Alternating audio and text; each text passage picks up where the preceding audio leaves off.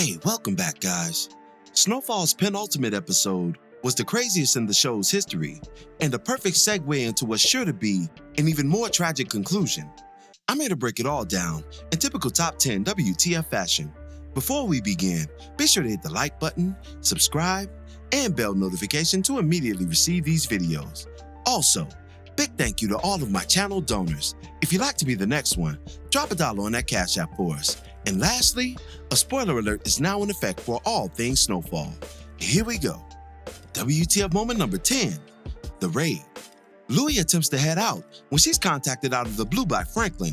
Her estranged nephew tips her to the fact that law enforcement is fastly approaching, adding that the DEA in particular has had her under surveillance for weeks, something that we witnessed during Oso's time trapped in the organization.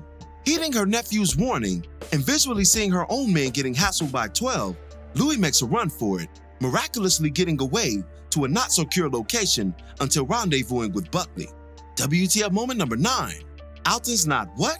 Cissy meets up with Franklin at his stash house, where Ruben and Teddy are being held prisoner under tumultuous circumstances.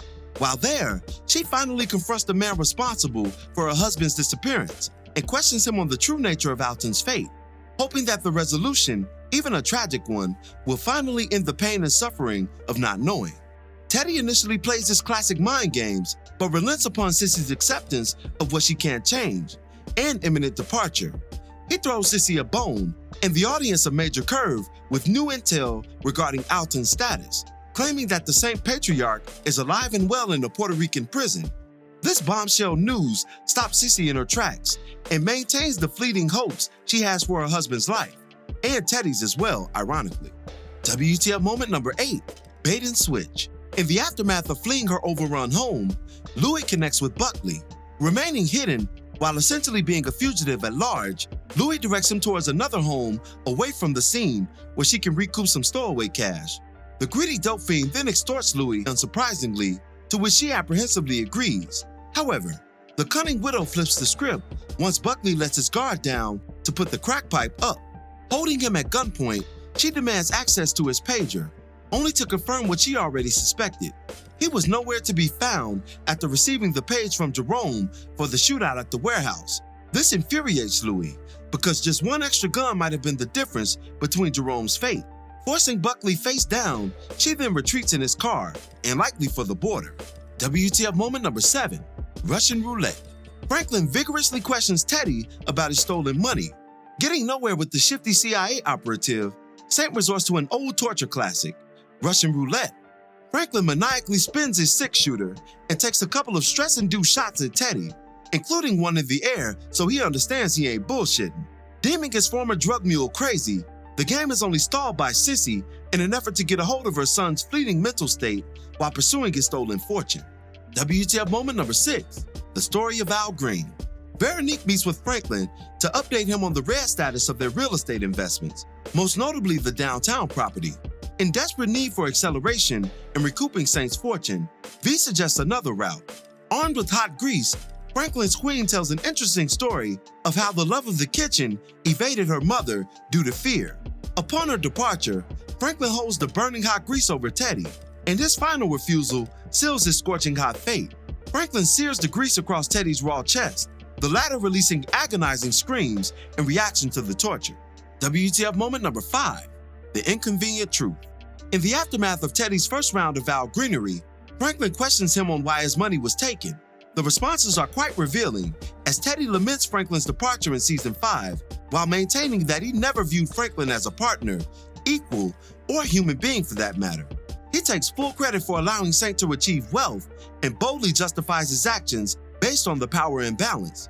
This moment is critical to Franklin's evolving understanding of the American dream, and ultimately, the crumbling of it in his eyes, something I'll expound upon in full detail when we analyze Franklin Saint's character following the finale.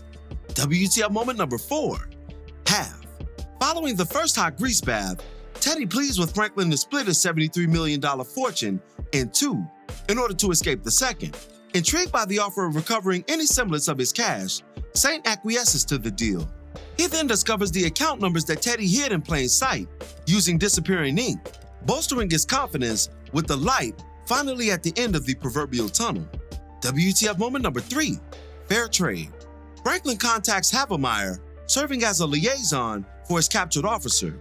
The two hash out terms to finalize the exchange of Teddy for Franklin's half of his earnings. And Saint throws in Reuben to sweeten the deal and maintain an ace in the hole so that the CIA holds up their end of the bargain. WTF moment number 2, a family divided. A shocked Cissy is flabbergasted to learn of Franklin's plan to exchange Teddy for his money, or keep him alive at all for that matter. She insists that the CIA would get it back in blood if Teddy were to walk out that door. But an unhinged Saint, driven by the evil inspired by his love of that money, rebuffs his mother's apprehensions, even resolving to never seeing her again once she presents the drastic ultimatum. Having finally lost her son to the game, Cissy ensures her presence so that another Saint man isn't harmed. If only the last Saint man could see what no one else could in the eyes of his mother. And WTF moment number 1, the ultimate sacrifice. Franklin and Cissy escort a battered Teddy in broad daylight to see Havemeyer in order to finally complete the transaction. Once reaching the rendezvous, Teddy makes the call and is interrupted by Cissy right before the transaction is completed. She inquires one last time about Alton's whereabouts, still holding out that last piece of hope that her husband's alive, and moreover, that the country she inhabits is controlled by people with some inkling of humanity, not simply amoral chessmen. Defaulting to the latter, Teddy callously informs the Saint matriarch that her husband was mercilessly slaughtered and dumped as if he was nothing. Crushed by the American nightmare for the last time, Cissy pulls a gun on Teddy and shockingly murders him in broad daylight, sending Franklin into a frenzy right before the bank password was to be recited and money returned. Then, Teddy's lifeless body sways as loosely as the payphone hanging parallel with them, with nothing but a dead dial tone haunting its way through the credits. Some lingering thoughts before we end today's video.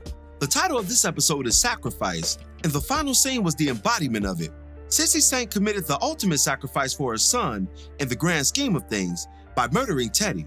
While we all were clamoring for Saint to be victorious and for his mother to give Teddy just a few more seconds to complete that transaction, in the final analysis, it would have been merely a futile effort.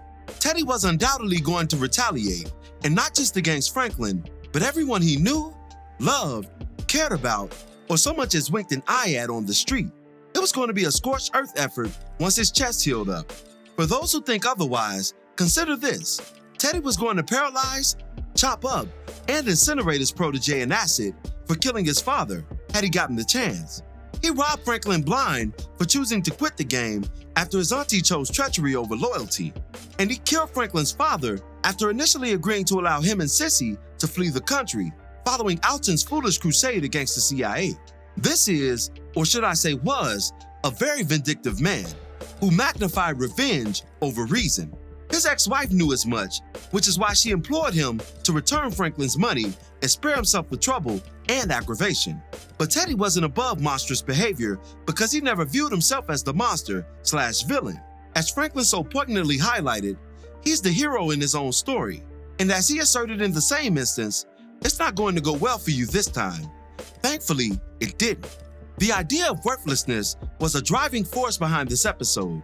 It dictated the actions and atrocities carried out by Cissy and Franklin, a mother and son respectively.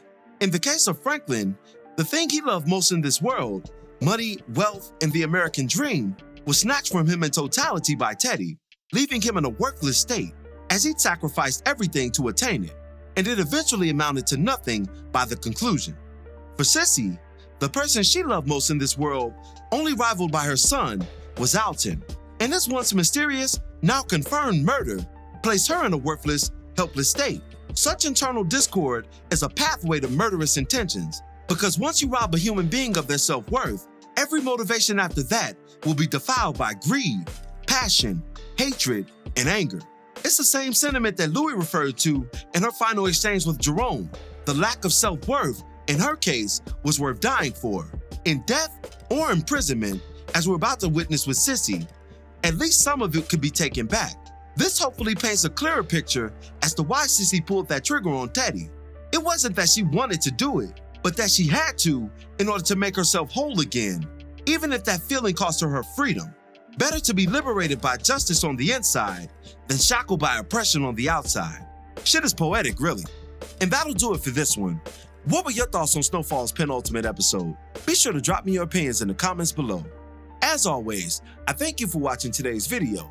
If you liked today's video, go ahead and drop $1 on that Cash App for us, hit the like button, share it with your friends who are fans of Snowfall, and subscribe for more content such as this. This is Rudy P. Magic of Rudy P. Magic Beats, and have a blessed one until the next one.